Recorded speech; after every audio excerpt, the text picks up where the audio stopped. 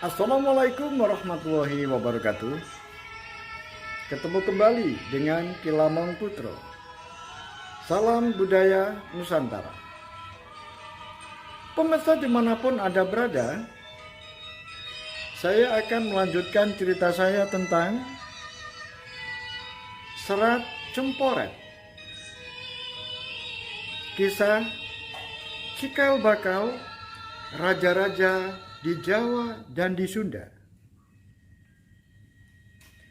Pemirsa dimanapun Anda berada, seperti keterangan saya yang lalu, Prabu Swelocolo memiliki 6 putra, yaitu Sri Manuhun, Sri Sadono, Sri Kolo, Tunggul Metung, Petung Antoro, dan Kandui.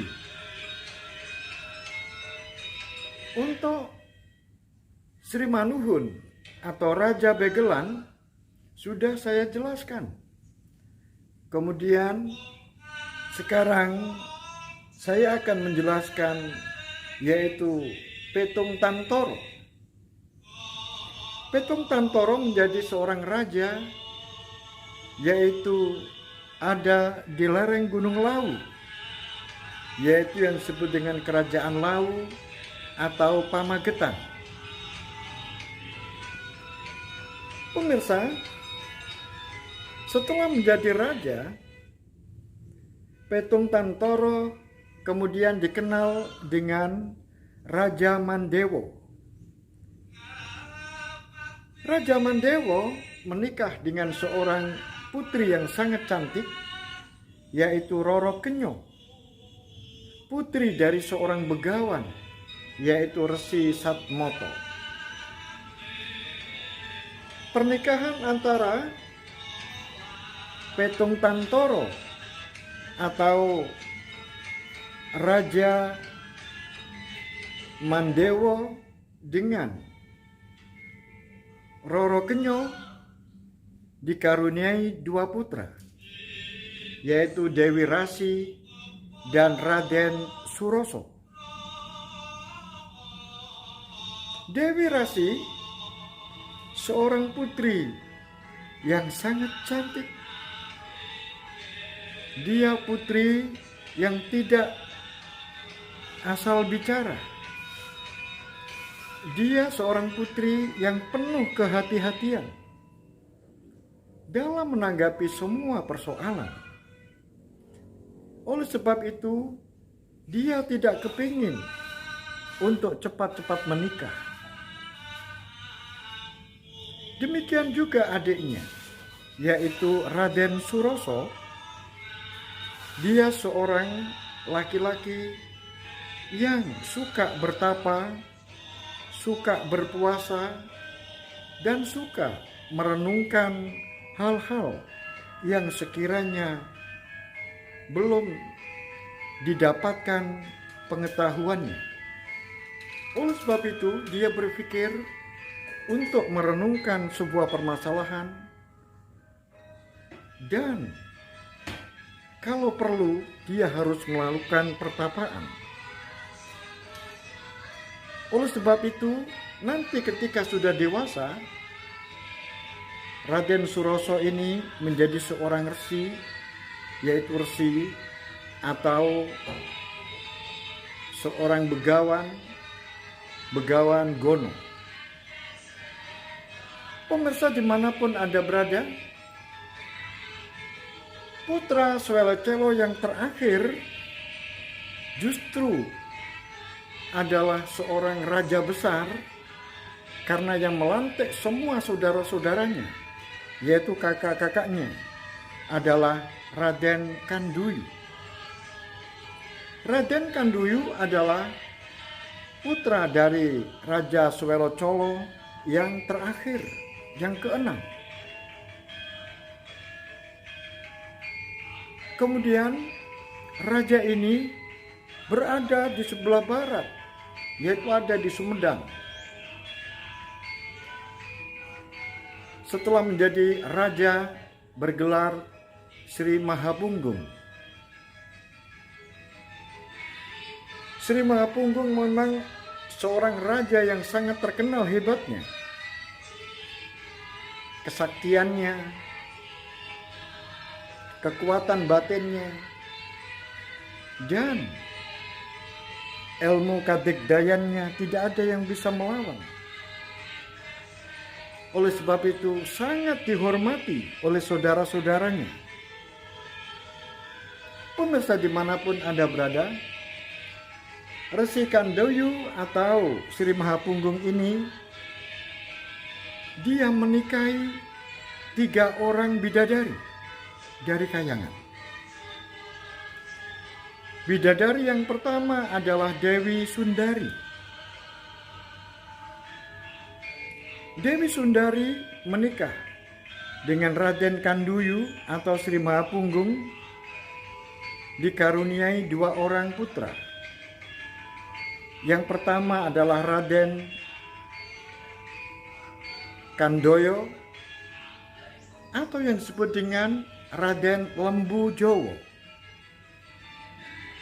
Setelah nanti sudah menjadi orang tua, maka dia dikenal sebagai Raden Koloyudo. Karena Raden Koloyudo adalah seorang pendekar sakti mandraguna seperti ayahnya. Dia disegani oleh lawan-lawannya. Oleh sebab itu, dia menjadi senopati di kerajaan yang ada di Sumedang. Kemudian, anak yang kedua dari Dewi Sundari adalah Raden Kandioro. Kemudian, berbeda dengan kakaknya. Kalau kakaknya adalah seorang pendekar yang senang bermain-main dengan pedang, bermain-main dengan tumbak, dengan panah, dengan mempelajari berbagai macam ilmu kadigdayaan dan kesaktian. Tetapi beda dengan adiknya, Raden Kandioro. Dia senang meniti-niti tentang hal-hal yang berkaitan dengan ilmu pemerintahan. Oleh sebab itu, dia dikenal dengan Raden Titisworo. Dan di samping itu juga, Raden Kandioro juga senang bermain syair dan juga sering menciptakan lagu-lagu. Oleh sebab itu, di samping dia memiliki pengetahuan tentang pemerintahan, juga dia seorang seniman. Itulah Raden Kandioro. Itu adalah putra dari Dewi Sundari, yaitu bidadari yang pertama yang dinikahi oleh Raden Kandoyo. Kemudian bidadari yang kedua, yaitu Dewi Mandyodari. Dewi Mandyodari, bidadari yang dinikahi oleh Raden Kandoyo ini juga memiliki 2 putra. Putra yang pertama adalah Raden Kandowo atau yang dikenal dengan Raden Aryo Rojoniti atau Raden Kolodendo. Raden Kandewo, dia juga tidak tertarik untuk mempelajari ilmu-ilmu kesaktian dan ilmu olah kanuragan, tetapi dia tertarik mempelajari ilmu-ilmu yang berkaitan dengan pemerintahan dan hal-hal yang berkaitan dengan hukum, sebab dan akibat dari sebuah perbuatan, sehingga dia menjadi seorang hakim atau seseorang yang mengadili apabila terjadi kesalahan. Oleh sebab itu, dia dikenal dengan Raden Kolodendo karena dia suka mendenda orang apabila orang itu melakukan kesalahan. Itu adalah putra dari Dewi Mandyodari yang pertama. Putra Dewi Mandyodari yang kedua adalah seorang wanita yaitu Kusuma Roro Kandini. Dia adalah satu-satunya putri dari Raden Kanduyu atau Sri Mahapunggung, karena semua anaknya adalah laki-laki kecuali Kusuma Roro Kandini. Putri ini juga dikenal dengan sebutan Retno Kenyopuro dan juga disebut dengan Dewi Candraswara karena dia pandai melantunkan syair-syair, pandai menyanyikan lagu-lagu, dan dia juga seorang seniman wanita yang luar biasa. Pemirsa dimanapun Anda berada, kemudian istri yang berasal dari kayangan yang ketiga, yaitu bidadari, yaitu Dyah Upalabi. Dyah Upalabi memiliki dua putra juga, yaitu Raden Kandeo atau disebut dengan Aryo Pralambang, atau ketika sudah tua dia mendapatkan julukan Raden Kolondaru. Kemudian anak yang kedua yaitu Raden Kandiono atau disebut dengan Aryo Panitiswara, dan ketika sudah menjadi dewasa dia dikenal dengan sebutan Raden Kolo Pramudo. Pemirsa dimanapun Anda berada, kemudian Raden Kandayu atau Sri Mahapunggung bersedih hati. Mengapa? Karena satu demi satu istri yang dicintainya, permaisuri yang dikasihinya, satu persatu meninggalkan karena kembali ke kayangan, karena dipanggil oleh Sang Hyang Wenang yang ada di atas. Oleh sebab itu, Dewi Sundari meninggalkan dunia menuju ke kayangan. Kemudian disusul Dewi Mandyodari, dan yang terakhir adalah Dyah Upalabi juga kembali ke kayangan. Sehingga Raden Kanduyu atau Sri Mahapunggung sebagai seorang raja hampa hatinya. Dia bersedih karena ditinggal oleh orang-orang yang dicintai. Sehingga dia setiap hari masuk ke sebuah sentong yang sepi, ke ruang pamujan, kemudian memohon kepada Yang Maha Kuasa. Tiba-tiba doanya dijawab oleh Yang Maha Kuasa, karena Sri Mahapunggung kemudian dipertemukan dengan seorang wanita yang cantik, yaitu Dewi Woro Sulastri. Dewi Woro Sulastri adalah putri seorang raja, yaitu raja dari Pengging yang bernama Pandoyo Noto. Raja Pandoyo Noto ini memiliki seorang anak, Dewi Woro Sulastri, dan kemudian mempunyai anak yang kedua, yaitu Raden Sadewo. Pemirsa dimanapun Anda berada, pernikahan Dewi Sulastri atau Dewi Woro Sulastri ini dengan Sri Mahapunggung dikaruniai seorang anak yang sangat luar biasa tampannya, yaitu Kandiawan. Kandiawan tumbuh menjadi seorang anak yang cerdas, dan kegemarannya adalah olah kanuragan, olah pedang, olah panah, dan berbagai macam ilmu-ilmu kebatinan dan ilmu-ilmu kesaktian dan kabegdayan semuanya dipelajari. Sehingga dia tumbuh menjadi seorang pemuda yang gagah perkasa. Dan dia menjadi seorang pemuda yang disegani oleh banyak orang.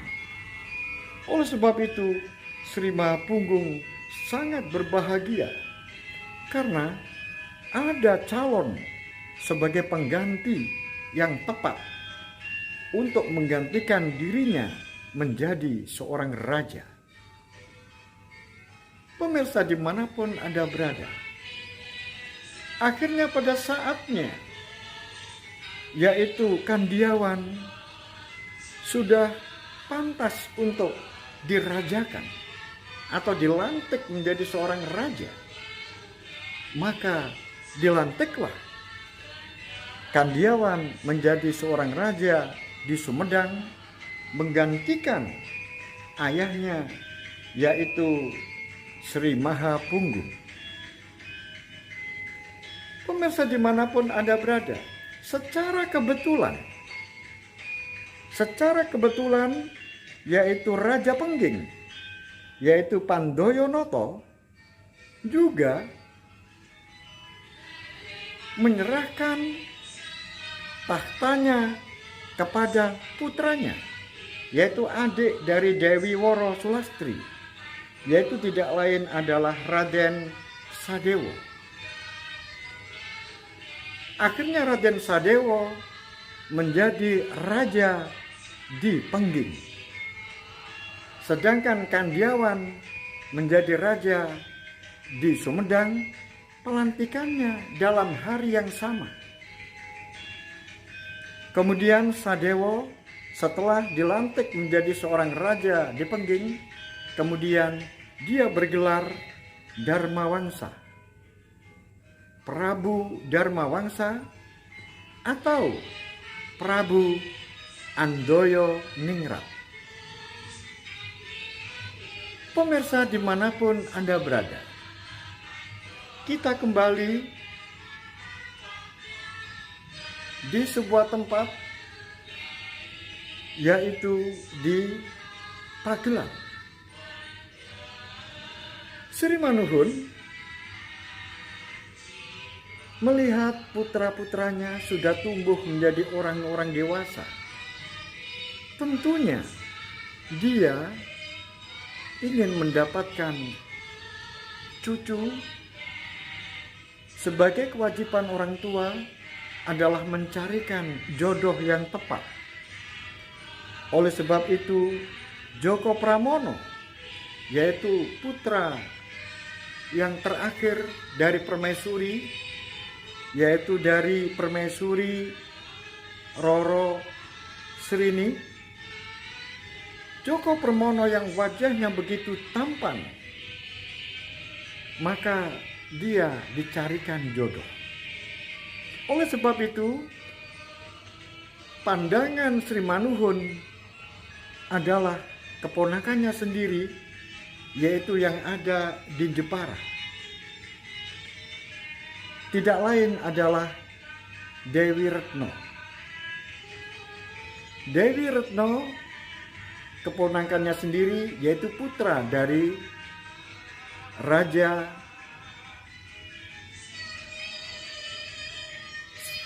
Sri Sedono yang ada di Jepara. Oleh sebab itu, Sri Manuhun kemudian mengutus patih. Mengutus patihnya, yaitu adik dari permaisuri, adiknya permaisuri, yaitu Patih Sarono, untuk pergi ke Jepara mengantarkan surat. Isi surat adalah sebuah permintaan untuk berbesanan, yaitu Joko Pramono yang akan dinikahkan, yaitu dengan Dewi Retno. Kemudian Patih Sarono sudah sampai di Jepara. Setelah surat disampaikan kepada Raja Sri Sedono, Kemudian dibukalah surat itu. Kemudian Sri Sedono dengan tersenyum berarti menandakan bahwa Sri Sedono sebagai seorang raja kaya raya itu setuju apabila putrinya yaitu Dewi Retno mendapatkan seorang jodoh yaitu Djoko Pramono, tidak lain adalah keponakannya sendiri. Kemudian ditulislah surat balasan. Kemudian surat balasan itu dibawa kembali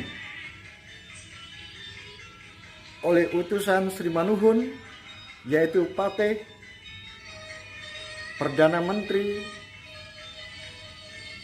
Sarono. Kemudian surat itu dibaca oleh Sri Manuhun. Ternyata isinya adalah bahwa lamaran permintaan Djoko Pramono untuk dinikahkan dengan putrinya diterima. Oleh sebab itu, Djoko Pramono dipanggil oleh ayahnya yaitu Raja Sri Manuhun. Wahai putra Kungger, kamu sudah cukup usiamu. Oleh sebab itu, sudah waktunya kamu mempunyai istri. Oleh sebab itu, ayah memilihkan seorang putri cantik dari Jepara, yaitu putri dari pamanmu sendiri, yaitu Dewi Suretno.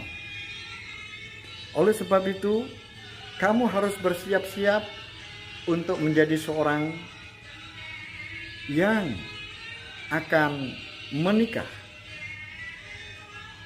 Tetapi alangkah terkejutnya apa yang dijawab oleh Djoko Pramono. Wahai ayah, aku belum pantas untuk menikah. Kenapa? Kamu sudah pantas menikah. Sudah waktunya kamu menikah.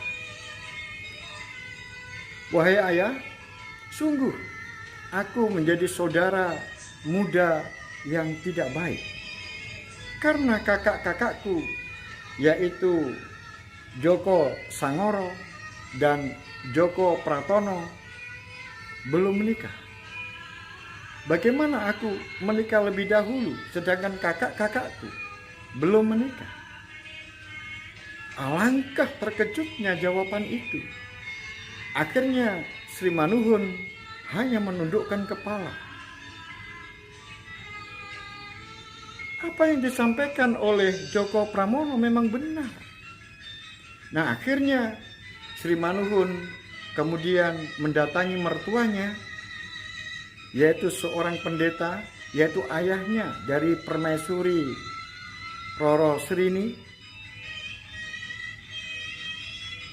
Wahai mertua, aku berkehendak untuk menikahkan cucumu, yaitu Djoko Pramono, untuk mendapatkan seorang putri dari Jepara, yaitu putri dari saudaraku sendiri, yaitu Sri Sedono. Nama putrinya adalah yaitu Dewi yang sangat cantik.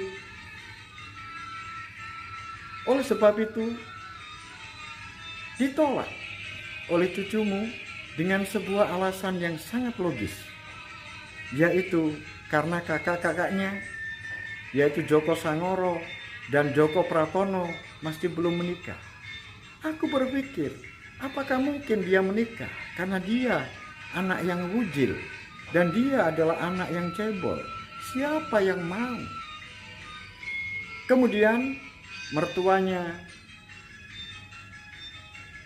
memberikan sebuah jawaban.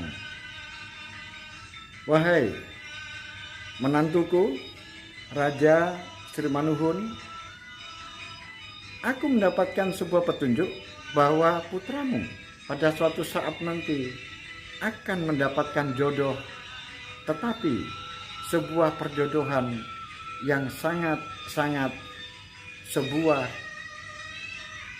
keajaiban. Oleh sebab itu, dia kedua-duanya, baik yang Djoko Pratono maupun yang Djoko Sangoro, kedua-duanya akan menikah, tapi dengan keajaiban. Oleh sebab itu bersabarlah, tunggulah, karena semuanya ada waktunya. Pemirsa dimanapun Anda berada, bagaimanakah kelanjutan dari cerita ini? Apakah Dewi Suretno, yaitu putra dari Raja Jepara, berhasil dinikahi oleh Djoko Pramono, atau pernikahan itu menjadi gagal? Oleh sebab itu, ikuti terus cerita saya. Jangan lupa dukung saya, berikan saya like, berikan saya subscribe, dan jangan lupa tombol klik loncengnya supaya tidak ketinggalan cerita-cerita saya. Sampai di sini akhirul kalam.